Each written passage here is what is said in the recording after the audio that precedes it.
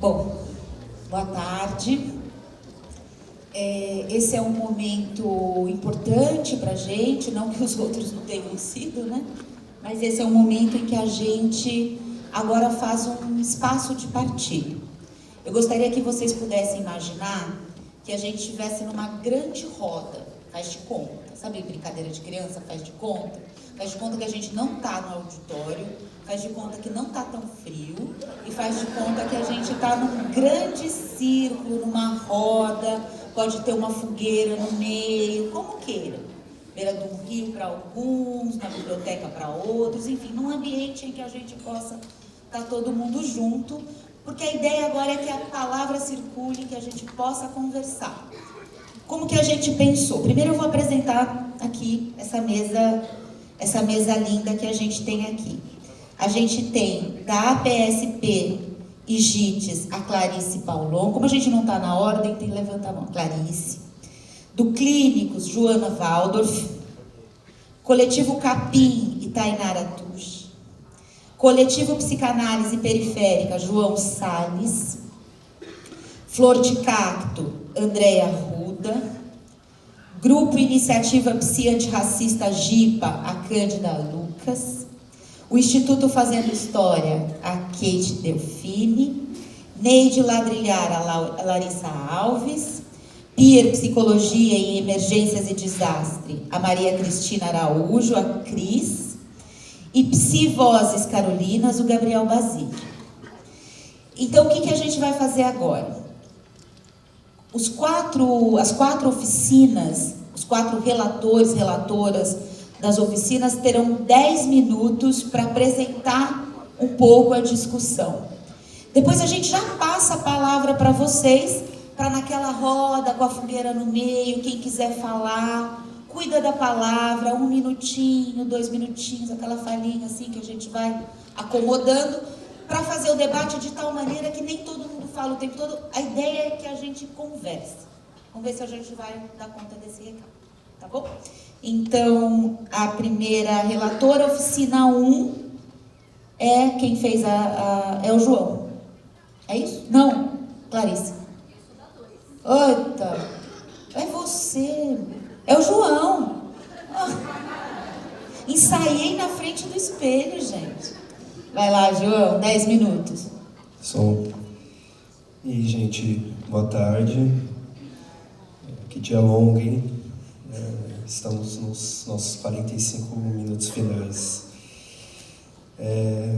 Só antes queria agradecer, primeiramente, Kleber e Emily, parceiro de coletivo, por esses 2 anos de trabalho, mas muitos anos antes e ainda alguns bastante anos que virão.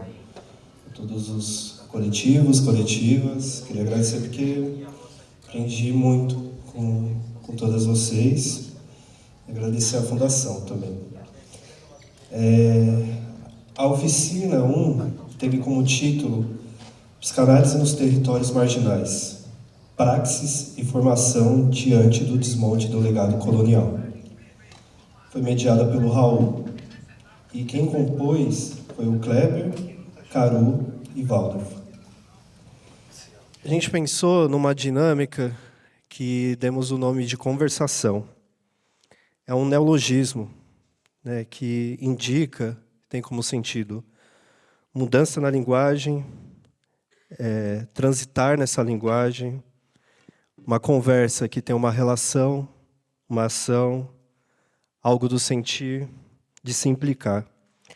Produzir um conhecimento a partir das vivências, das teorias, das práticas.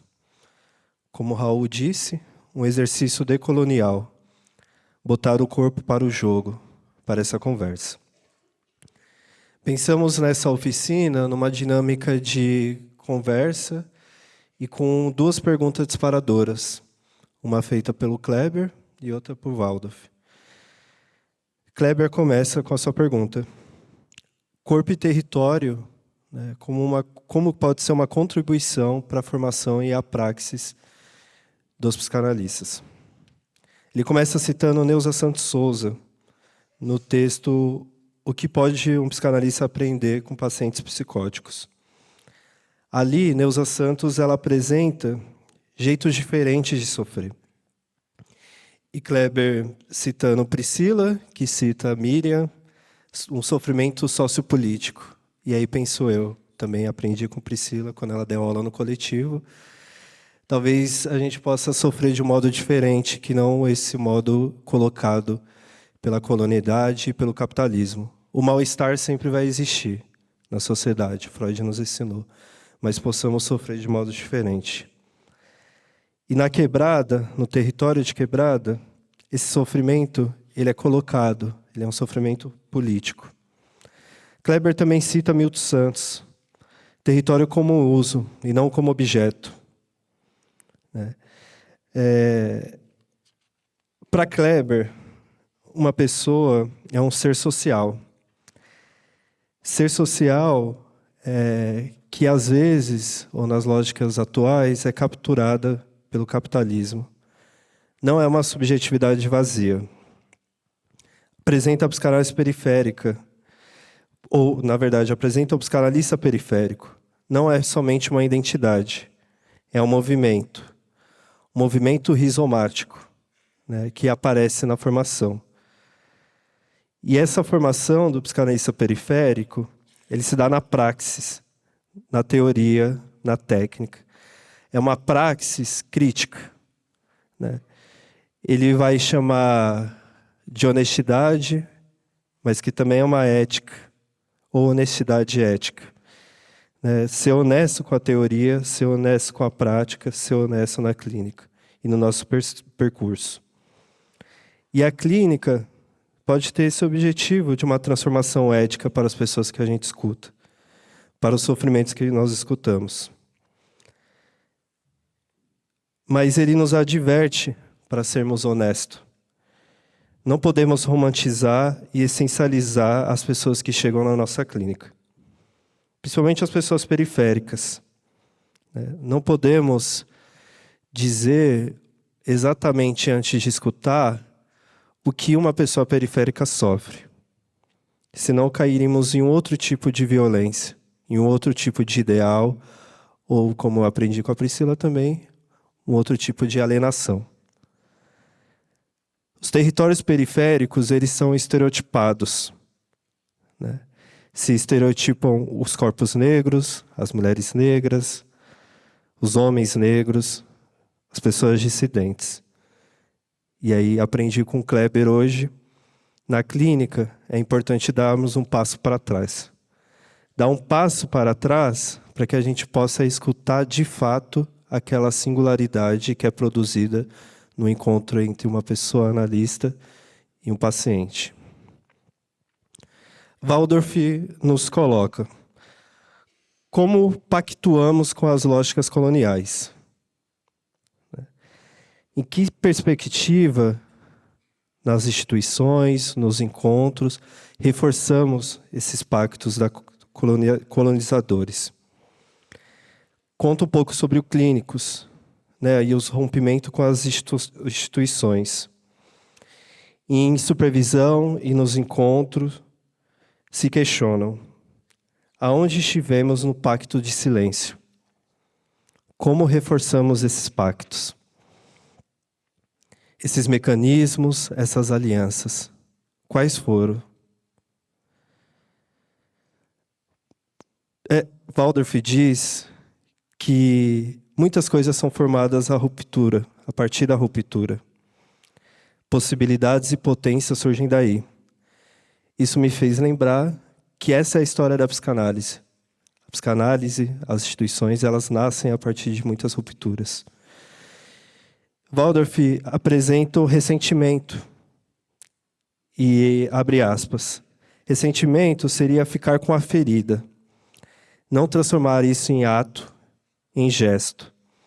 Vou pensando que esse sentimento que a gente só fica com a ferida, a gente não socializa ele, a gente não coletiviza, a gente não entra em comunidade. Mas também aprendi com o Caru hoje que da ferida pode-se emergir algo, pode emergir algo novo. Neuza Santos, citado por Waldorf, no seu texto Melhor Só do que Mal Acompanhada, vai dizer que não se institucionalizou porque não gostaria que seu desejo fosse capturado. Esse legado colonial, e principalmente das instituições, nos constitui, né, esses pactos que são feitos. Vou pular algumas partes para poder comentar um pouco sobre as discussões. Brisa Campos nos apresenta o coletivo UNAS, um coletivo que surgiu a partir de uma demanda da favela do Heliópolis, como combate, monitoramento e mapeamento das violências sexuais que crianças sofriam, principalmente em casa e nas escolas públicas.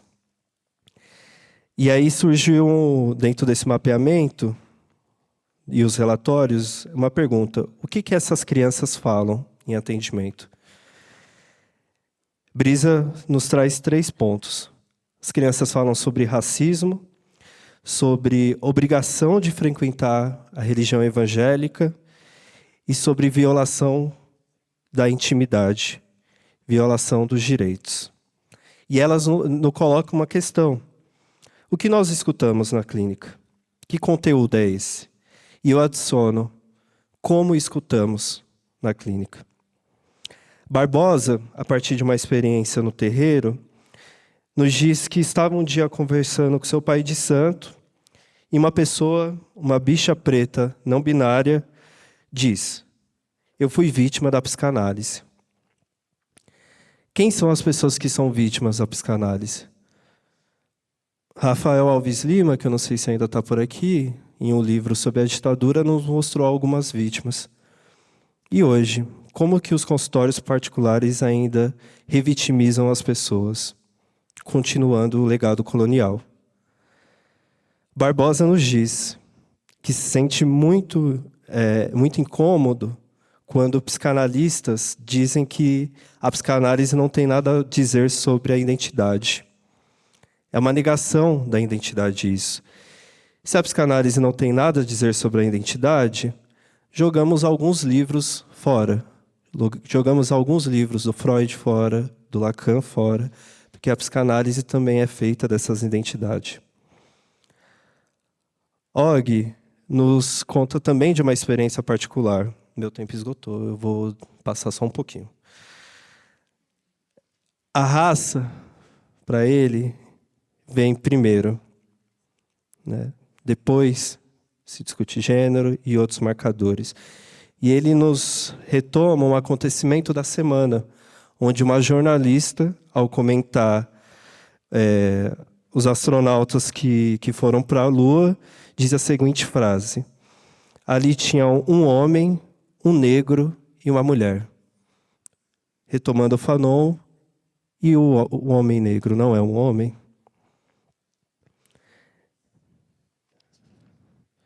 Acho que para pensar, além dos pactos que fazemos com as lógicas coloniais, também quais são as possibilidades e as potências nos territórios periféricos.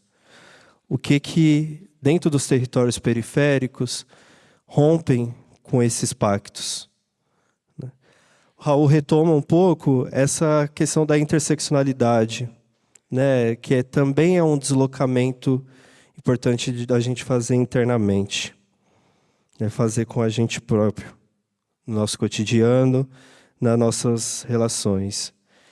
E ele diz: a partir do momento que eu começo a assumir e repetir que sou viado, da recusa de algum tipo do que deveria ser um viado, vejo os psicanalistas derreterem na minha frente. Por fim, Caru, encerrando nossa oficina, nos problematiza algumas coisas, ou bastante coisas, sobre isso da identidade. Retomando o Glissant, que entendi que ele é muito fã e gosta bastante.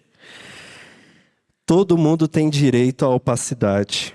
Essa opacidade é um saber fazer, um modo de habitar a vida.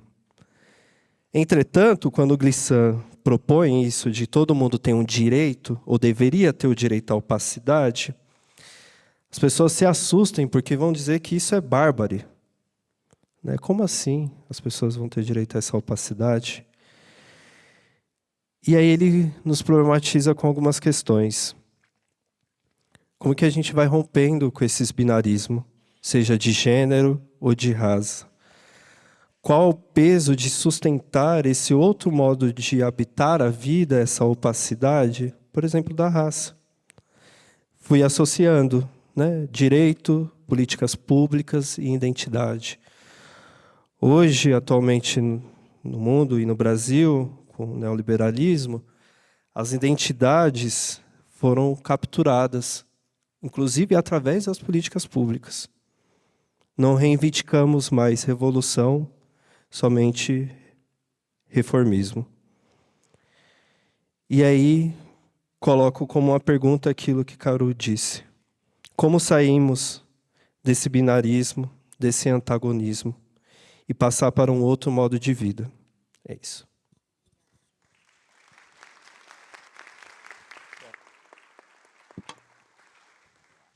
Agora, oficina 2, a Clarice Paulon, representando, então, aqui a discussão, relatoria da oficina. Pode? Pode? Beleza.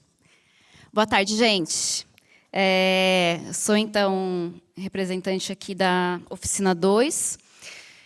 E, bom, nossa oficina, ela teve como motivo ou como objetivo pensar as articulações intersetoriais na relação com os coletivos aqui do Territórios Clínicos, né? Eu decidi por fazer uma relatoria que mais fizesse o ponto comum, acho que dos nossos coletivos, e aí fazer um ou outro detalhamento para evidenciar o que foi feito em discussão, né? Acho que a gente teve uma discussão bastante produtiva, que circulou bastante a palavra e que trouxe muitos impasses, na verdade, poucas soluções. Mas as soluções apensadas, elas são sempre um pouco burras, né? Então, eu queria que a gente ficasse aqui com os impasses que a oficina produziu. Bom, nós tivemos, então, 3 coletivas nessa oficina, a Fazendo História, o Ladrilhar e o nosso coletivo, que é o APSP GITS. A gente decidiu trabalhar a partir de um método que foi o de vinhetas clínicas /educacionais, talvez, porque as coletivas não trabalharam exatamente só com escuta clínica nessa condição mais clássica de clínica que a gente conhece, mas talvez a gente pode dizer que foram vinhetas de escuta do território, né? Cada coletivo apresentou a sua vinheta para responder algumas perguntas que foram sendo elencadas pela gente nesse processo, né? Então, a vinheta do Ladrilhar respondeu a uma pergunta sobre a forma como os dispositivos podem se articular e se instituir. Eu estou procurando aqui, gente. Podem se articular e se instituir nesse dentro e fora da relação dos coletivos com as políticas públicas, né? Pensando um pouco nesses impasses que os coletivos têm, que é de que nós estamos compondo a política pública, mas não fazemos parte diretamente da política pública. E isso gera muitos impasses de comunicação. Então, por exemplo, a forma como a gente vai querer discutir casos dentro das políticas públicas, como é que a gente vai contribuir para a construção da rede dentro dessas políticas públicas, de que modo as pessoas que a gente escuta ou a forma como a gente constrói o território pode se articular e promover novas políticas. De um outro lado, mas também a partir dessa mesma posição, nós, da APSP com o GITS, trouxemos uma perspectiva que foi de poder ter um coletivo que estava um pouco mais inserido ou compondo mais com as políticas públicas, porque nós trabalhamos dentro da educação permanente da cidade de Diadema, E, a partir disso, a gente pôde acessar as unidades básicas de saúde e fazer uma escuta e uma formação dos trabalhadores das unidades básicas de saúde. Então, a gente apresentou as 2 etapas que organizaram esse processo. Então, que foi primeiro uma etapa de formação dentro da educação permanente para trabalhar escuta, gênero, raça e trabalho, junto com os trabalhadores da educação da unidade básica de saúde, da atenção primária. E depois fazer rodas de conversas em todas as unidades de saúde de Diadema para colher um pouco qual foi a experiência dessa formação e também para a gente poder pensar de que maneira aquilo que a gente tinha falado poderia ter impactos no campo do trabalho. E aí, isso vai criando uma outra questão, então, pensando primeiro com o Fazendo História, né? Essa dificuldade de articulação com as políticas públicas por conta dos impasses entre dentro e fora na relação com o Estado. E, no nosso caso, os impasses que vão surgindo pela necessidade de escutar os trabalhadores e perceber que, na verdade, essas sobrecargas que vão caindo em cima dos trabalhadores, elas caem de forma individualizada. E a gente tem uma dificuldade muito grande em pensar estratégias que sejam mais... Eu estava assim, estratégias estratégicas, né? Estratégias que sejam mais participantes, mais coletivas, que produzam um senso de responsabilidade de grupo e não um senso de responsabilidade individual, né? Isso apareceu também bastante com o pessoal do Fazendo História, muito nesse lugar de que muitas vezes fazer rede é fazer rede a partir de pessoas, né? Eu conheço a fulana, psicóloga da UBS, ela pode articular com a gente, eu conheço a ciclana, e a gente pode tentar fazer rede sempre a partir das pessoas que se dispõem a fazer esse contato. Mas a gente precisa ultrapassar esse trabalho artesanal, vamos dizer assim, né? A gente tem que criar formas de sustentação desse processo. E o coletivo Ladrilhar, que foi representado pela Lisiane, e trouxe também um outro caso, um caso também super interessante, para pensar de que maneira os coletivos podem se aproximar de uma maneira crítica e interseccional do tema da adoção, vinculadas aí a um trabalho junto com a justiça, né, junto com o jurídico. E o impasse que o coletivo escolheu trazer, que também é fundamental para a gente pensar essas articulações, foi o impasse de conflitos de interesse ou da forma como a gente pode pensar o que é o objetivo do coletivo e qual é a função dele na relação com as políticas públicas e como muitas vezes as políticas públicas se organizam de forma a não a ter objetivos diferentes ou propostas diferentes para esse processo, né, que é o processo de adoção. E aí, nesse sentido, a Priscila, que foi a nossa debatedora, ela trouxe, de uma maneira bastante importante para o debate, o quanto que o trabalho que a gente faz enquanto coletivo é um trabalho impossível, né? No sentido de articular as políticas públicas, porque e esse impossível ele aparece de uma maneira sintomática no nosso fazer, que é a partir da impotência, né? A partir dos dois polos, na verdade, né? Da impotência com a onipotência. E isso vai acontecendo porque, de alguma forma, dentro do nosso trabalho organizativo, a gente vai se relacionando com as políticas públicas de forma binária, muitas vezes, né? Nós e eles, o Estado e os movimentos.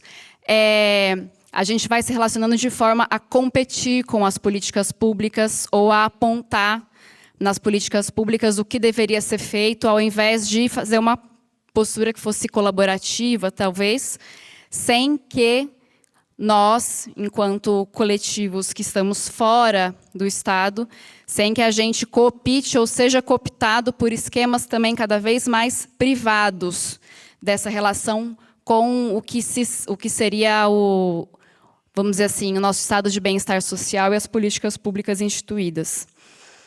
Então, eu acho que o que fica do debate, né, e tiveram muitos comentários que foram trazendo muitos desses impasses sem que a gente resolvesse, e eu acho que a ideia, de fato, não era resolver, mas justamente poder iluminar esse lugar e poder pisar com mais clareza nesse chão. O que fica desse debate é um pouco pensar quais são os limites e as organizações dos coletivos frente a um trabalho que seja um trabalho de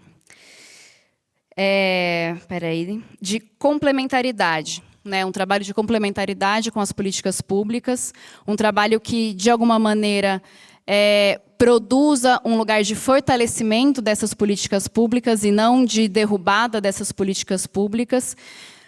E isso tem a ver, talvez, com uma posição subjetiva nossa de não individualizar e não fragmentar essas políticas públicas em eixos, como o capitalismo faz, mas que a gente possa entender o Estado e a composição das políticas públicas como parte do nosso cotidiano e do nosso fazer político, para dentro ou para fora dos coletivos, né? Que a gente pense de uma maneira talvez mais moebiana, né?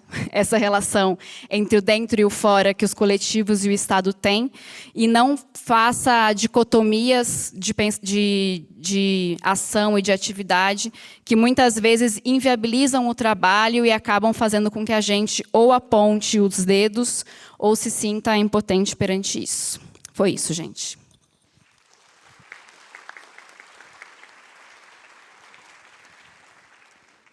Obrigada, Clarissa. Agora, oficina 3, Cândida. Sou eu.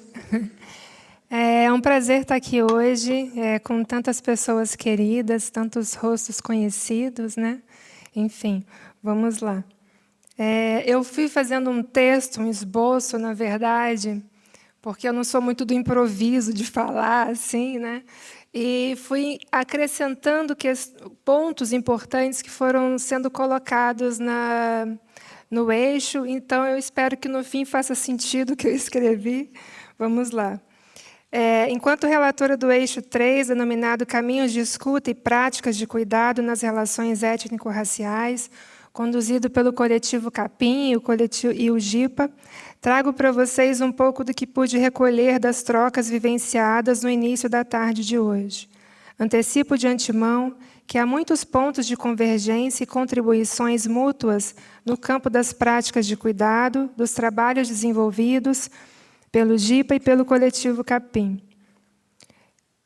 Talvez seja até de uma forma mais ampla, né? Porque eu vou entendendo esse espaço de hoje aqui como um cuidado coletivo mesmo, né? De tantas falas importantes que a gente pode ter e está tendo, né, ainda, porque não acabou o evento, mas, enfim. Como disparador do encontro, foi um espaço de experiências múltiplas, né, sensoriais e também visuais, auditivas, né? A gente chegou com um cheiro diferente, com as luzes apagadas, com vídeos, com imagens muito bonitas, com falas, sequência de falas, né, de pessoas conhecidas. E, como a Thaili Terena disse, né, um convite para sentir. Quem chegou na sala se deparou com a partilha também, para além desse vídeo, né, o convite para falar de um sonho. E, a partir desse sonho, muito pôde se desdobrar, né? De um sonho, vou trazer alguns recortes aqui, né? De um sonho como o primeiro território que ninguém pode roubar, onde a liberdade começa a nascer. E, a partir daí, a Beatriz trouxe um sonho que sintetizou de forma interessante os desafios enfrentados no campo da atuação de ambos os trabalhos. No sonho, a Beatriz e a Tainara conduzem uma longa fila de pessoas exaustas em um território árido, sem abrigo ou recursos. Durante o período, ambas se organizaram por orientar pausas, oferecer água e garantir condições mínimas de continuidade e caminhada, e cuidando também de si mesmas para sustentar o cuidado com o outro. A cena evidencia corpos cansados que persistem, apesar das adversidades, e aponta para a necessidade de construir coletivamente condições de sustentação. E Tainara diz de seu sonho com a água e com a cobra, e aí é muito interessante escutar, né, dessa cobra que não é como pode-se pensar, né, é justamente no lugar de proteção e da importância e da mudança, na verdade, de quando se sai desse território, o que muda a partir daí, né? Ela diz da água, então, de que os ancestrais sabiam nadar e que hoje em dia é comum acontecer dessas pessoas não saberem nadar, e aí, a partir daí, se sonha com água e tem medo, né, da água. A partir desses relatos, propõe-se a ampliação do sonho individual para um sonho coletivo, que expressa o compromisso étnico-político compartilhado entre o Jipe e o coletivo Capim. Sustentar práticas de cuidado que reconheçam o sofrimento como produção social e histórica e que apostem na construção de redes, territórios e saberes plurais.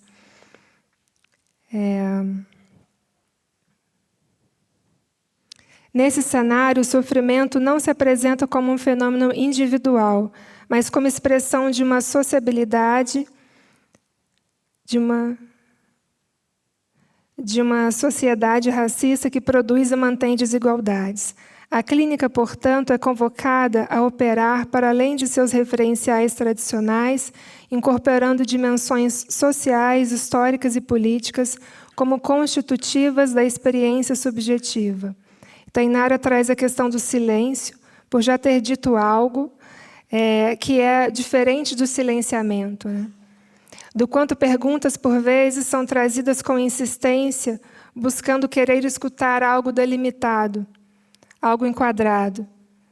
Enquadres de diagnósticos, inclusive, ou ainda como saídas numa situação de uma criança indígena que não falava português, né? Então, o caminho seria colocar essa criança numa aula para aprender português, quando, na verdade, não é disso que se trata, né?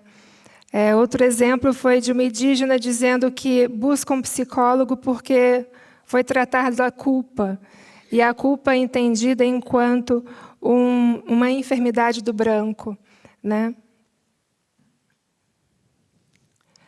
E aí a gente pode pensar, né, na clínica do Jipa, o quanto, acho que não só do Jipa, mas o quanto pessoas negras são tidas como persecutórias, apesar da gente saber o quanto essa sociedade racista traz, né, e deixa essas marcas de entrar em espaços e saber que está sendo seguido, como se aquele espaço fosse dito, aquele território, né, de que aqui não é seu lugar.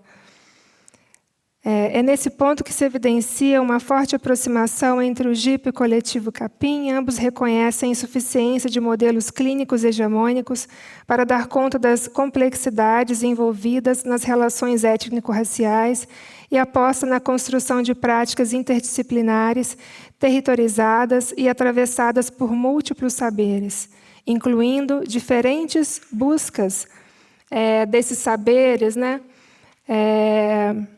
De quando procurar um pajé, de quando procurar um raizeiro, de quando procurar um psicólogo,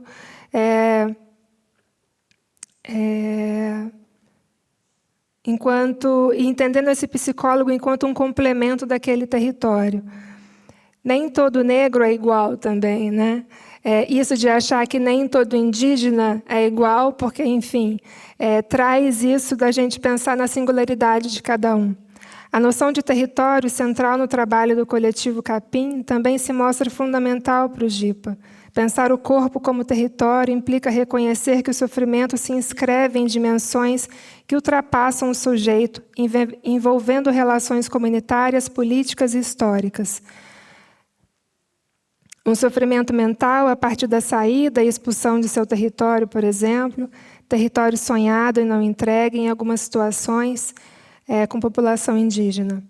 Do mesmo modo, pensar a clínica como território implica deslocá-la de espaços fechados e normativos para práticas que se constroem em rede, sem muros, abertas à circulação de saberes e experiências.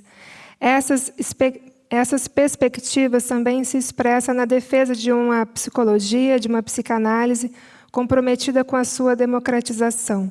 Isso envolve não apenas a ampliação do acesso ao atendimento, mas a problematização de suas bases epistemológicas, marcadas por heranças eurocêntricas e por processos de silenciamento. Aprender com povos indígenas e populações negras torna-se, assim, condição fundamental para a construção de uma escuta efetivamente implicada com a realidade brasileira. Outro ponto de convergência entre os coletivos diz respeito à importância do cuidado com aqueles que cuidam. Retomando o sonho inicial, torna-se evidente que não é possível sustentar práticas de cuidado sem que existam espaços de descanso, elaboração e suporte para as equipes. Nesse sentido, o GIPA desenvolveu o Conselho de Cuidado enquanto cuidado institucional, sendo o departamento responsável por acompanhar, mediar conflitos e desencontros, dialogar sobre questões específicas, pensar práticas que visem o cuidado e o bem-estar de seus membros. Essa preocupação também dialoga com a proposta do coletivo Capim de fortalecer redes de profissionais e criar espaços formativos, que sustentam práticas éticas e contextualizadas.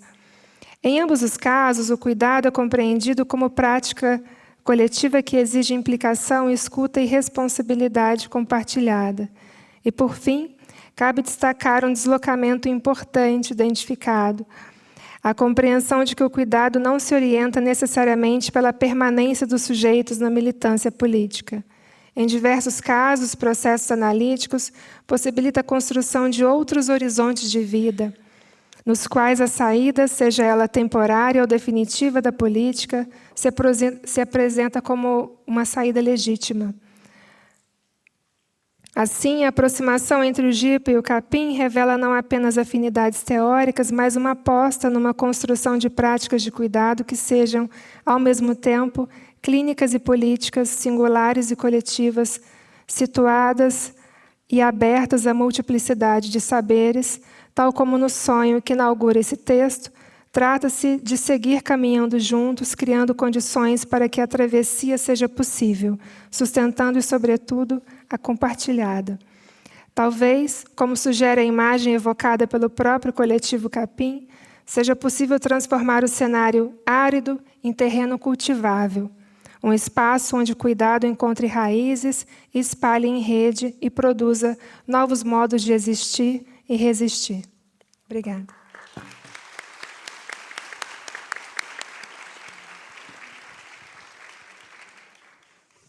Agora, oficina 4, Gabriel Basílio.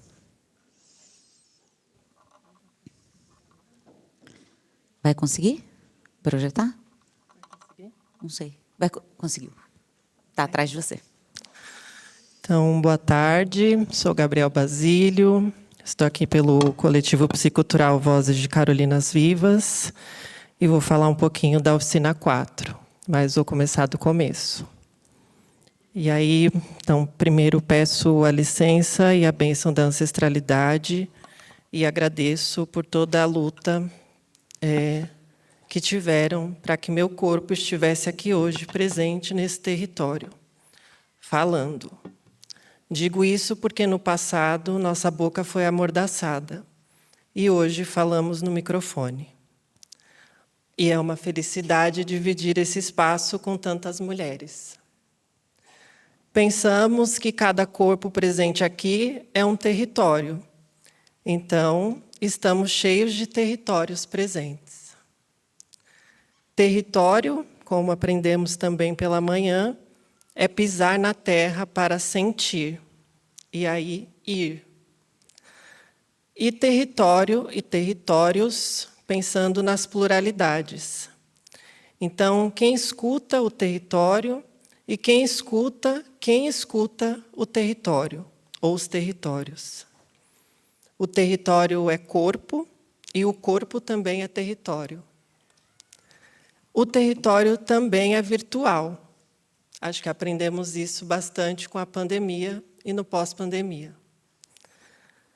Para isso, vamos escutando as vidas que habitam os territórios, para que possamos construir possibilidades de reexistir ao caos que nos constitui. E aí chegamos na oficina 4, com o tema Territórios, no plural, Dispositivos Clínicos, Saberes e Transmissão. Então, estavam presentes as coletivas Flor de Cacto, Carolinas e Pier. E foi muito bom construir junto com essas coletivas o durante e agora, né, e junto com todos que estavam presentes. Construímos em círculo para circular a palavra e olhar nos olhos uns dos outros que estávamos ali. Nos dividimos em grupos e costuramos uma coxa de retalhos, que aparece aqui no território virtual, para vocês verem, e no território presencial, também aqui no palco, para que possam ver depois, e se quiserem tocar também. Está aqui.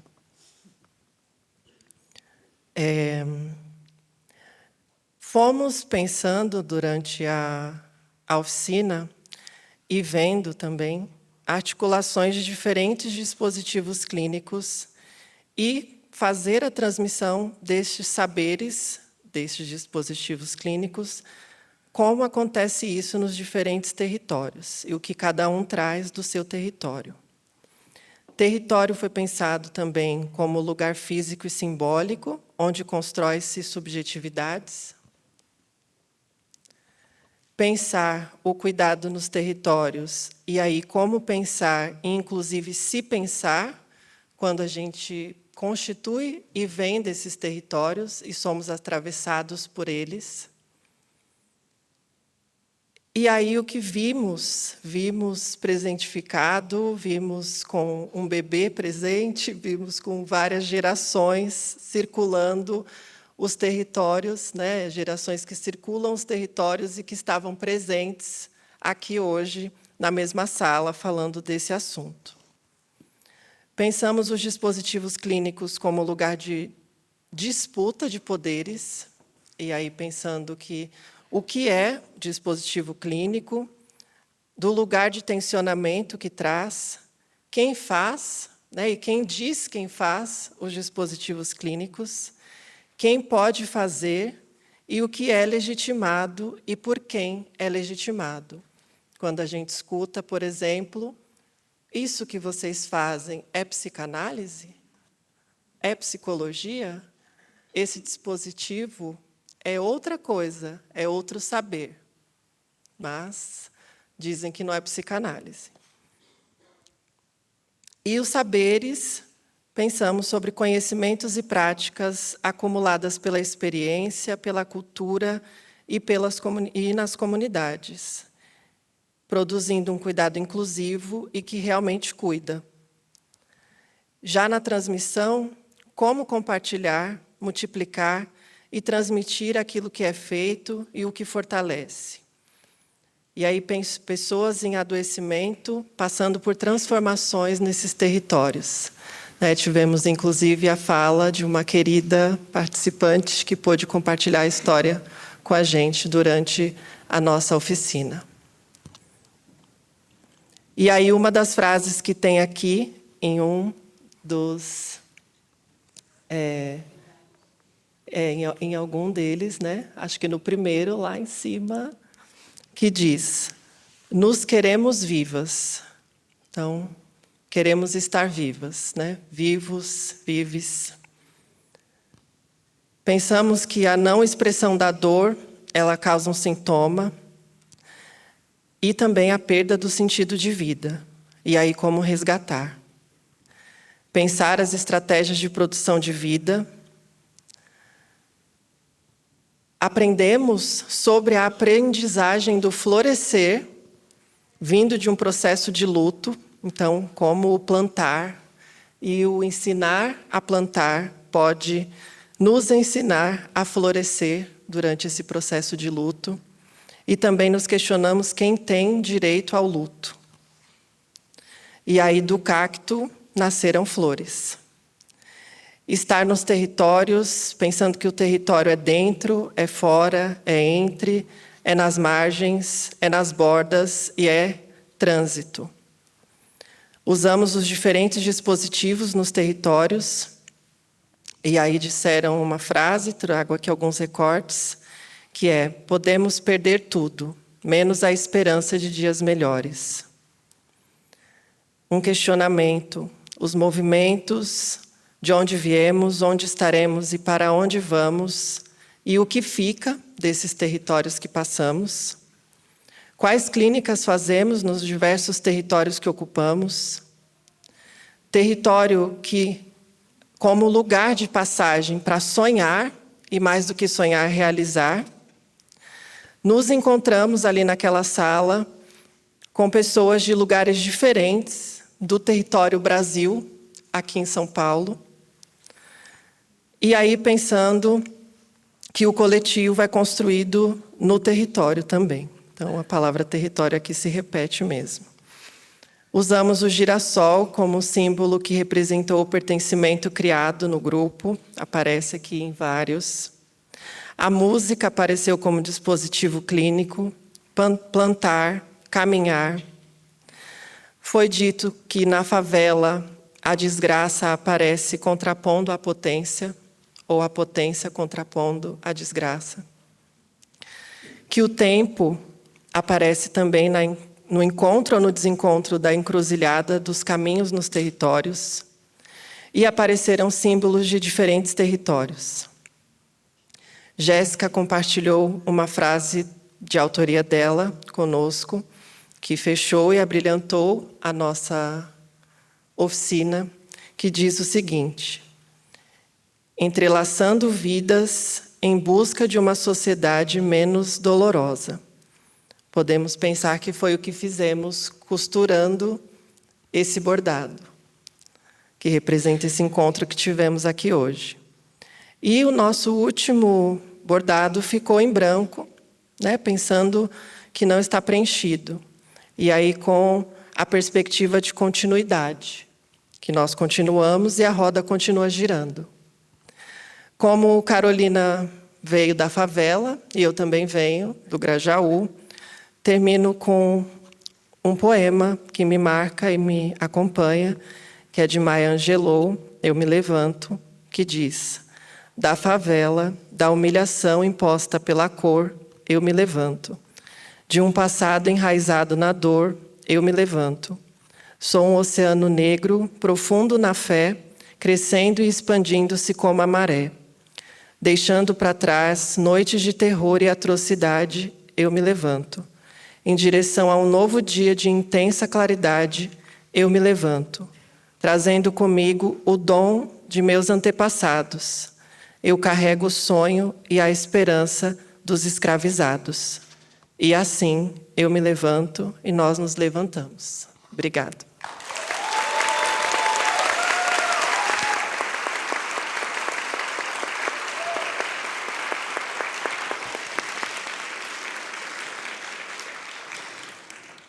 Uou, muito obrigada, Gabriel, as colegas, companheiras da oficina 4. Bom, agora a gente abre a palavra para vocês. O pessoal da assessoria aqui, da produção, vai ajudar ou recolhendo os crachás. Vamos ver o número de inscritos, vamos ver como é que a coisa roda. Se vai ser preciso, como é que a gente faz, tá? Eu combinei aqui com meus companheiros, companheiras de mesa, que a gente vai fazer o seguinte: a gente vai deixar vocês falarem e depois a gente se sente provocado aqui. As falas não precisam ser necessariamente sobre o que vocês ouviram aqui, mas também partilhas do que aconteceu nas oficinas, de repente alguma coisa que queiram trazer. De 1 a 2 minutos para cada fala, para a gente poder também circular e democratizar a palavra. Com vocês. Já tem uma pessoa aqui, ó. Deixa eu ficar aqui em pé para ajudar. Aqui. Quem quiser falar, não precisa ficar com a mão levantada, pode dar o crachá para o pessoal da produção, porque aí elas vão recolhendo as falas, tá bom? Por favor. Pode. Boa Claro. tarde, meu Boa nome é tarde. Cíntia. Eu não sei se é uma colaboração, né? Mas com as coisas, com o que refletimos aqui, eu fiquei pensando. A gente falou sobre uma postura colaborativa com as políticas públicas. Teria a responsabilidade... A gente falou uma postura colaborativa com as políticas públicas, né? Já que os movimentos sociais não teriam, de fato, beira o impossível, condições de abarcar todas as necessidades que vão surgindo ali no território. Mas essa postura colaborativa com as políticas públicas, ela teria alguma forma de não ter um viés reformista? Porque eu entendo que, mesmo que seja para fortalecimento, essa postura colaborativa entra numa estrutura que já está posta. Então, dentro dessa estrutura, eu acho que os coletivos entram no sentido de qualificá-las, de agregá-las, mas como não ter essa mínima fusão? Eu não sei se é possível, como as pessoas dizem, essa reforma por dentro, eu acho que seja possível. Mas eu não queria usar a palavra revolução, sabe? Mas a mudança do que está posto, entrando numa estrutura que já está colocada, eu queria entender mesmo, é mais um questionamento. Como isso se desenrolaria? E como, em algum momento, entrar dentro dessa estrutura que já está posta, né? Não quero usar a palavra revolução, mas estou quase lá, né? Mas como entrar nessa estrutura que já está posta não é um caminho também de conformidade. E eu não desmereço a força das políticas públicas, que vem não de um Estado que entende as necessidades do povo, mas pela mobilização popular. E quando essa mobilização popular ela se institucionaliza, será que a gente entra nesses locais e faz essa transformação, tais quais como acontecem nos coletivos dentro do território? Entendeu? Então, quando a gente fala assim, a cabeça, que foi utilizada na minha oficina, né? A cabeça vai pensar onde os pés pisam. Então, eu saio do território, né? Levo esse pensamento que a gente trabalha ali, que eu trabalho com infâncias e juventudes, né? Então, é de politizar a juventude. Eu penso nesse trabalho de politizá-la. E como que eu, de alguma forma, essa institucionalização pode, de fato, ser a resolução da gente pensar em novos tempos? E é um questionamento mesmo, porque hoje eu enxergo, talvez, meios estratégicos de... Eu não gosto muito da palavra ocupar, né? Mas, assim, meios estratégicos de estar lá. Mas eu não vejo que essas estratégias alcancem a total reformulação do que está posto, porque é estrutural, uma estrutura, né? Tá bom. E a gente vai acessar de que forma também? Digo assim, né? Quando a gente faz toda a interseccionalidade, ou até as pessoas que estão nesse local debatendo o território. Então, acho que é todo esse olhar, entendeu? Eu atuo num território muito desprotegido socialmente, porém muito rico de potencialidades. Eu preciso que talvez esse território não consiga... não consiga estar aqui fazendo esse debate que nós estamos. Mas eu não consigo, talvez, levar algo institucionalizado que não me soe reformista. Tá bem. Obrigada pela... Nem sei se é uma pergunta, uma questão para a gente pensar aqui. É para vocês, tá? Não é para mim, não. Tá? Não tenho nada a ver com isso. Brincadeira, tenho sim. Estou metida até o último fio de cabelo. Quem mais quer falar? Acho que a ideia não é a gente ficar fazendo bate-bola, sabe, gente? Que a gente... Questões, partilhamentos... Aqui. Eu não tô... Olha, me ajudem, porque eu tenho aquele problema que vocês sabem. Já devia estar usando um óculos multifocal. 2 anos que eu falo isso. Tem aqui, ó, uma pessoa aqui, acho que vão passar lá e depois para você, tá bom? Não, eu só vou fazer um comentário que surgiu aqui, mas a gente falou, mas cabe resposta, né? A Fernanda falou assim, bom, é uma questão, não vamos fazer um bate-bola. E aí surgiu aqui, mas dá para responder isso? A colega colocou, né, uma abrangência e uma questão muito importante, né? Mas eu fico ainda o quanto a lógica binarista, né, de um bate-bola, tudo isso é estruturado para a gente chegar num verdadeiro ou falso, né? E sustentar a ambivalência que é talvez passar por esse processo, né? Dá para romper completamente com as políticas públicas, né? Como é que é? De quem que eu vou exigir que rompa com as políticas públicas? Então, eu fico pensando como é que é ficar, né, com o mal-estar, com a angústia, com a pergunta, ou mesmo com isso, assim, com uma interrogação, uma provocação que a gente tem que levar dia a dia, né? Acho que cada um que for trabalhar com política pública tem que se perguntar, bom, mas aqui eu estou pactuado, né? Como é que eu estou? Eu entrei no sistema, me entreguei para o sistema, ou, de alguma forma, aqui eu consigo pensar alguma modificação, sustentar alguma ferida da onde possa surgir um novo mundo, né? Assim, mirando o impossível, né? Sustentar o impossível é isso, assim, não tem resposta para o impossível. Obrigada, Raul. Tem uma questão aqui no meio. No Territórios Clínicos 3, eu hei de ter um óculos multifocal.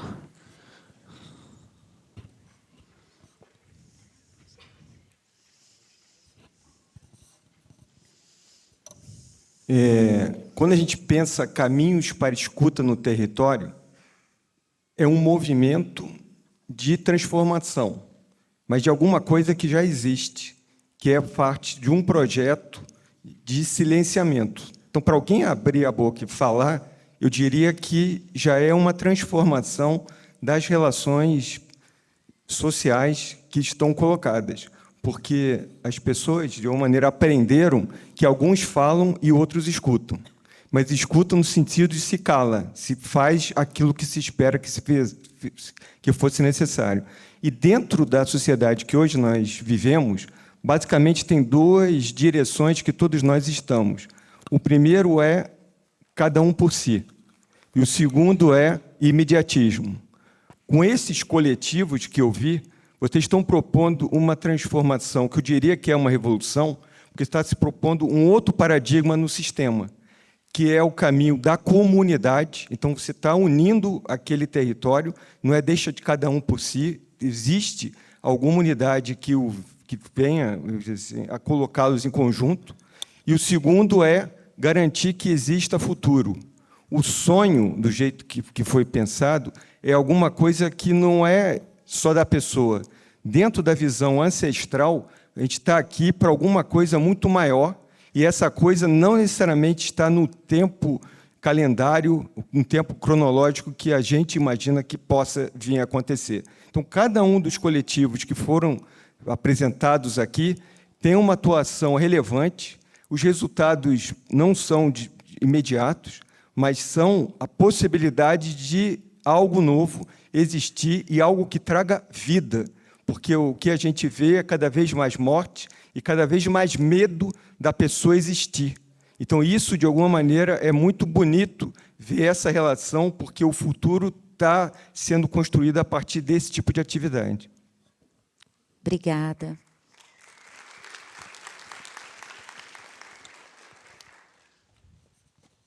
Se tem mais alguma questão? Se não tiver mais questão, eu passo até aqui. Opa, boa.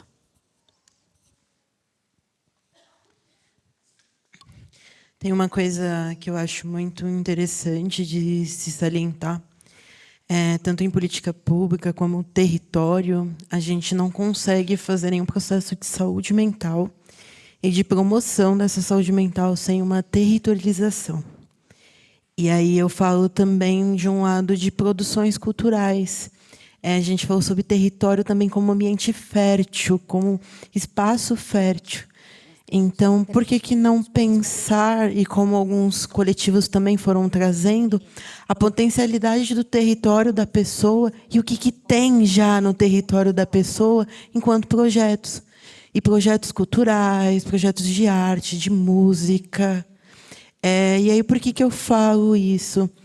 Quando a gente hoje trouxe muita ancestralidade, né? E a gente sabe todo o processo de violência.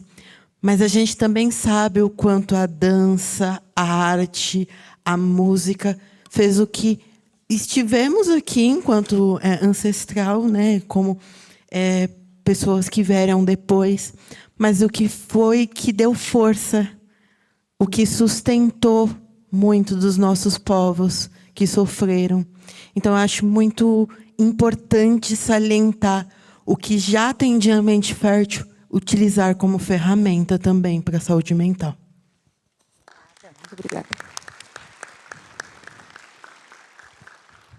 Questões a gente tem, acho que o Raul coloca, né? Não necessariamente para a gente conseguir responder tudo. A gente tem Isso, eu vou passar assim, não é nem 1 minuto para cada, é 1 minuto para a gente responder todas essas questões que as pessoas colocaram aqui. Estou brincando. Mas assim, a gente tem 2 minutinhos, enfim. Você quer falar, né? Fala lá, meu bem. Então fale. Não tem microfone. Faz chegar o microfone. Vai chegar lá. Enquanto isso, ó, alguém deixou uma garrafinha verde em alguma oficina. Me falaram, eu não sei qual. Se alguém está sentindo falta de uma garrafinha verde, está ali. Vai lá. Rápido. Seguinte. Primeiro, gente, eu não sei por que tem tabu em falar de revolução. É revolução, não tem outra saída. As reformas são só reformas. O que a gente precisa fazer com as reformas, talvez seja que elas sejam menos uma perfumaria e uma culpa branca mal direcionada e desonesta. E aí, para isso, a gente tem que encarar nossas próprias contradições e poder se posicionar sem ser cínico. Mas isso é uma reforma. Agora, se a gente quer uma reforma que, pelo menos, a perfumaria seja de longa duração, não seja esses perfumes que você compra e em 10 minutos acabou o cheiro, sei lá, entendeu? Mas é uma reforma. O que se faz O que é preciso fazer não está nessas construções reformistas. Está em fazer a revolução. É isso.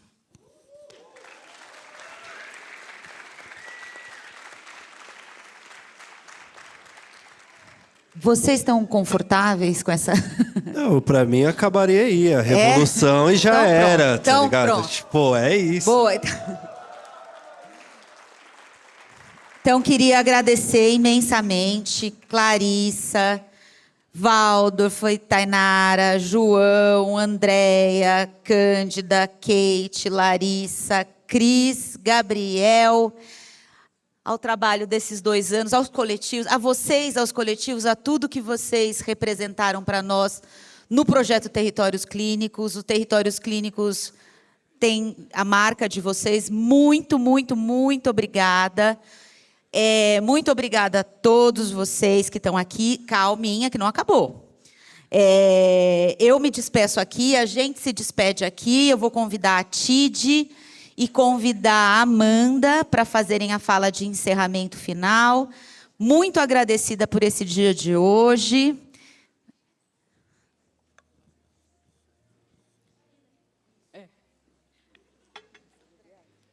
Gente, 1 minuto, só realmente agradecer em nome da Fundação e da Fundação TID do Infines. Foi um dia emocionante, eu estou realmente muito emocionada, meu coração está batendo forte. Agradecer a cada presença de vocês, agradecer os coletivos, agradecer as discussões, os ancestrais. É isso, temos uma revolução pela frente, não é pouca coisa. Então... muito trabalho ainda, mas como foi dito, o descanso também faz parte, e como também foi dito, a arte compõe a saúde mental. Então, para finalizar, a gente tem aqui um presente para vocês, tá bom? Obrigada.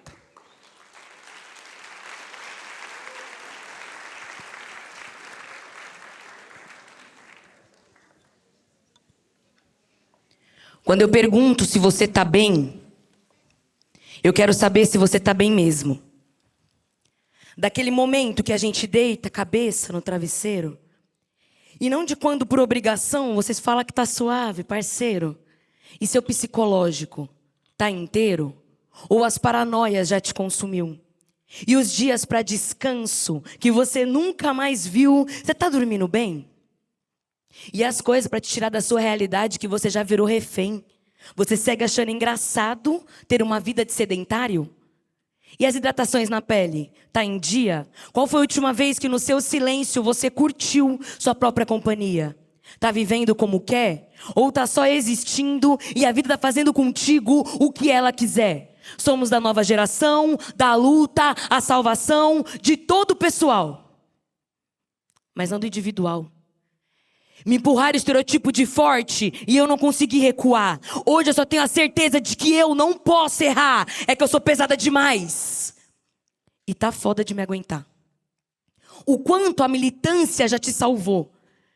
Mas o quanto também ela já te abalou, isso cansa. E muitas coisas me espantam, mas a maior é vocês acharem que é tranquilo vir aqui falar de sangue. Porque eu estou procurando algo que estanque. Somos poetas, porque a intensidade que corre aqui dentro precisa sair. A escrita veio e me deixou fluir. Que ideia é essa de ser dona de uma razão absoluta? Eu empurro a porta que tá falando push. E desculpa decepcionar vocês, mas eu não vivo só de luta. Eu sou sim as minhas poesias, eu não queria ser feminista e recebo a delicadeza, mas também sou o dia que o machismo bateu na minha tia e eu nem sabia o que eu fazia. Eu sou sim referências e cada punchline contra-racista, mas também sou o dia que falaram mal do meu cabelo e o meu corpo só travou por inteiro. Eu sou escritora e me acho muito boa no que faço, mas eu sou péssima em criar e manter laços. Eu nunca sei como me expressar e me irrita não conseguir mudar. Eu sou forte pela minha postura de palco e cada grito que eu dou com emoção. Mas saindo do palco, poucos sabem como eu odeio a minha ansiedade e tenho medo de cair em depressão. Eu sou sim a legião que falou que depois do Marcos Vinícius não teria mais. E faz quanto tempo que a família da Agatha a gente chorou implorando por paz?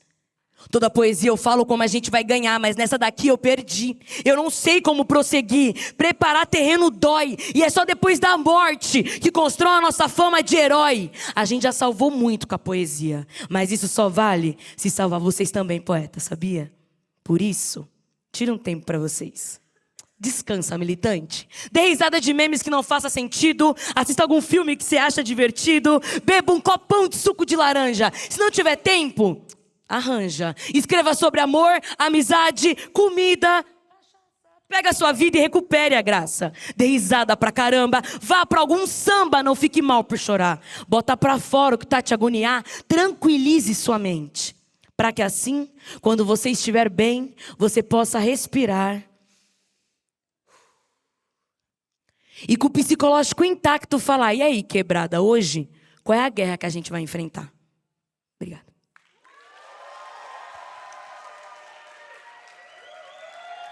Obrigado. Palmas para vocês, que isso. Obrigado, meu bem. Palmas para vocês, obrigado. Obrigado. Muito obrigado. Gente, agora sim, né? Queria pedir desculpa para todo mundo que infartei daquele lado ali. Tá? Muito boa tarde pra gente. Muito prazer, eu sou a poeta Tawane Teodoro. Fiquei com a missão linda de fazer um encerramento aqui para vocês. E, sou bonita aqui atrás. Ficou legal. Ficou legal. E nesse QR Code aqui, vocês conseguem acessar tanto mais do meu trabalho, como também ter acesso aos meus livros, certo? O meu @ tá ali, ó, pretatá, que é uma forma de vocês conseguirem ajudar o meu trabalho, tá bom? E acompanhar um pouquinho mais.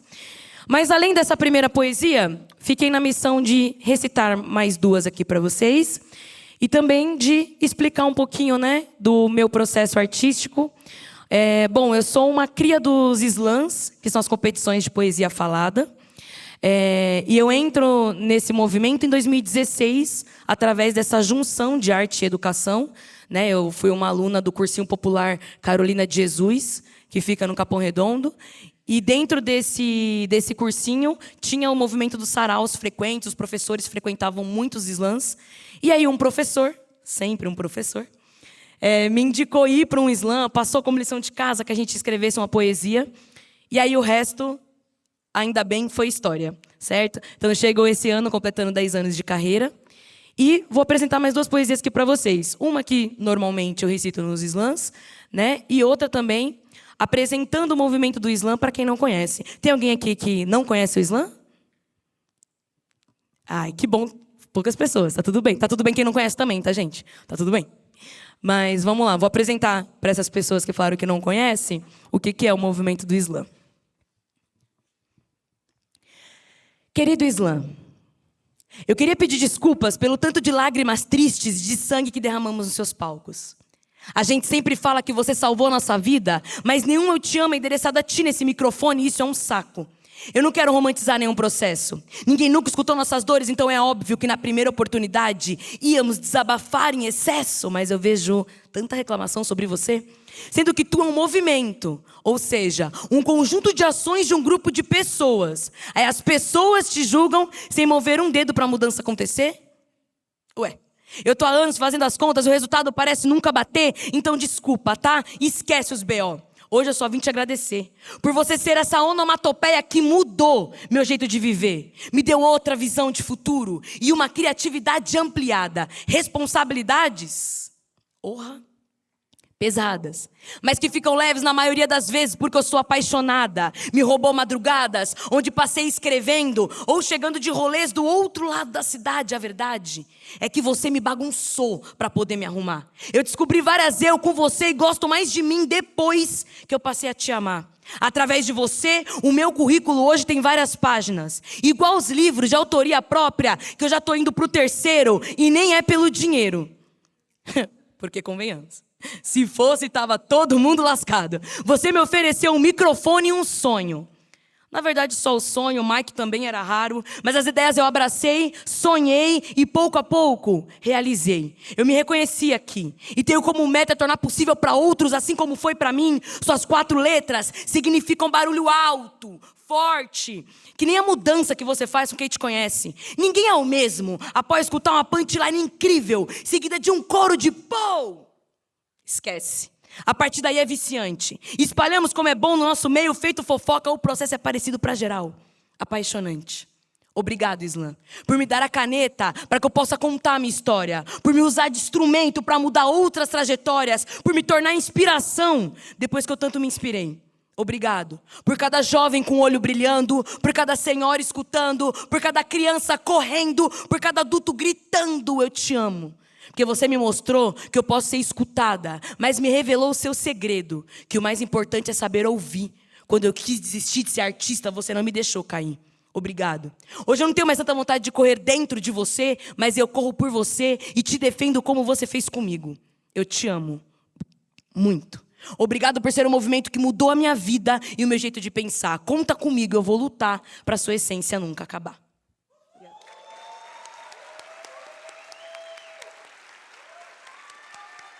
Obrigada. Obrigada. E agora, para encerrar de verdade,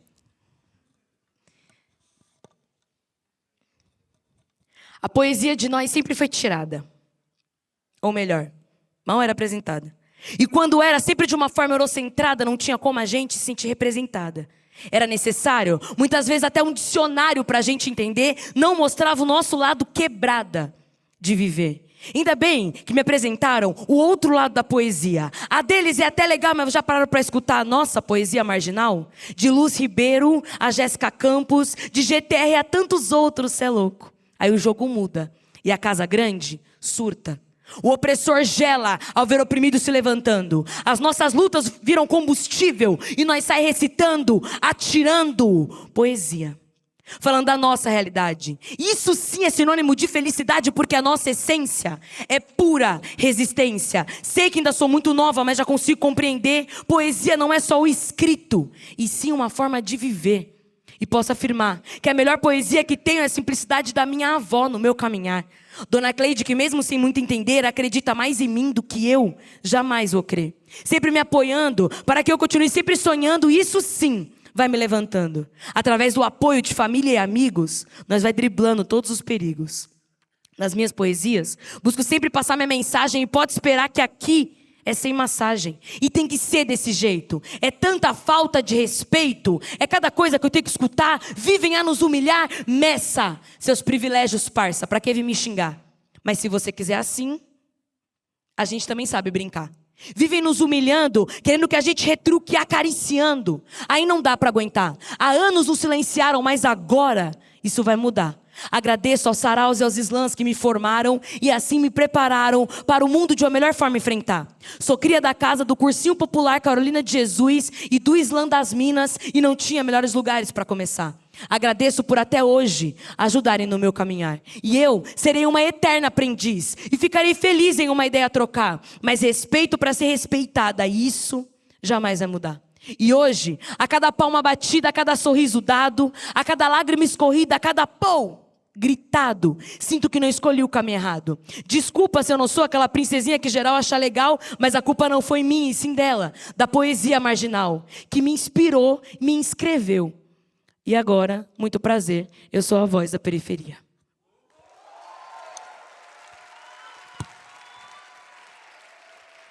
Muito obrigada, muito obrigada. Muito obrigada. Quero agradecer de coração o convite. Foi uma honra finalizar o evento dessa forma. Um evento tão potente como esse, então quero agradecer de verdade pelos ouvidos atentos e pelo convite. Falar para vocês lembrarem lá de me acompanhar pelas redes sociais, que lá vocês acompanham um pouco mais do meu trabalho também, e têm acesso aos meus livros e antologias também, tá bom? Muito obrigada.